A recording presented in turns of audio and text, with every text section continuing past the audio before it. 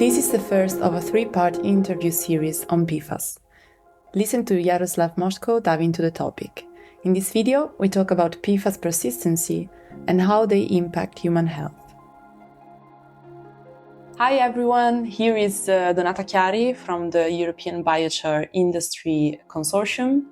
I'm here with Jaroslav Moshko to talk about PFAS. So Jaroslav, thank you for joining us today for this interview. Donata, thank you for inviting me. And I would like you to introduce yourself. I am the postdoc researcher at the Institute of Chemical Process Fundamentals of the Czech Academy of Sciences and of the Department of Power Engineering of the University of Chemistry and Technology in Prague. Main field of my research is thermochemical treatment of sewage sludge, production of biochars. That would be the main areas of my research. Thank you. And so let's dive into the topic. PFAS are the so-called forever chemicals. So the exposure to certain levels of these pollutants can provoke cancer, can be disruptive for the human endocrine system, for instance. But what is that makes PFAS the forever chemicals? Are they really going to be forever? So PFAS compounds are forever from the chemical point of view because they are containing the carbon-fluorine bond, which is among the strongest in the organic chemistry or in the world, as far as we know, which is making them very persistent. They are heat resistant. So from that point of view, they might be here forever. That's why we call them forever chemicals. But on the other hand, what does forever mean? If we put a ban on use of them, stop producing them, they will no more be forever. We will need to handle with those which are already here, but otherwise we may consider them not forever from this point of view. And so moving a little bit to what this PFAS can do. So during your research, you must have come across many case studies on PFAS.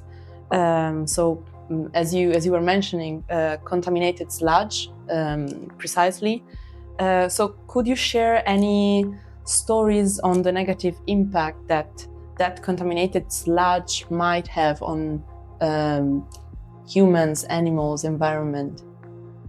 The direct effect of PFAS on the human beings or on the environment is not really the scope of our research. We are rather focusing on the possibilities to remove it from the sludge, where definitely the PFAS are gonna be because they come with the wastewater.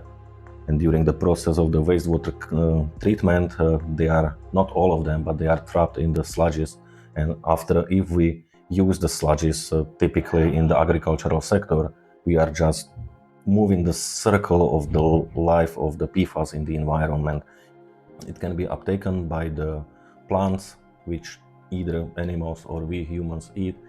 So we do not only accept PFAS by drinking the water, but also by the food chain or by the food. And for the negative effect, I actually will help myself with the results of the US Agency for the Toxic Substances and Disease Registry. According to them, the high levels of certain PFAS chemicals may lead to an increased risk of kidney or testicular cancer, higher cholesterol levels, risk of a decreased birth weights, and weakened vaccination response in children.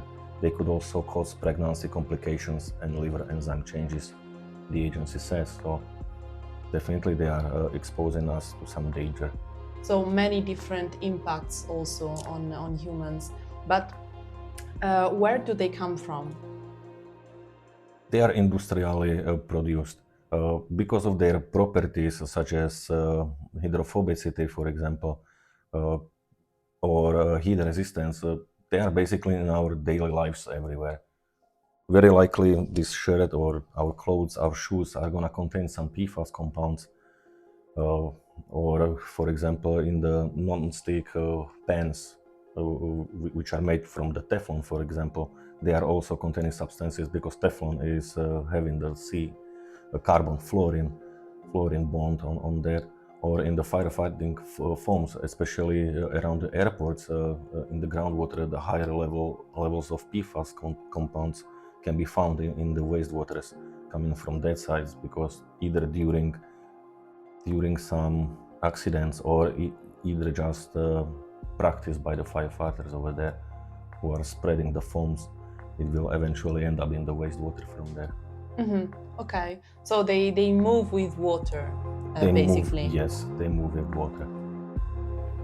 Thank you for watching. Find out more about PFAS and how pyrolysis can eliminate such pollutants in our next videos.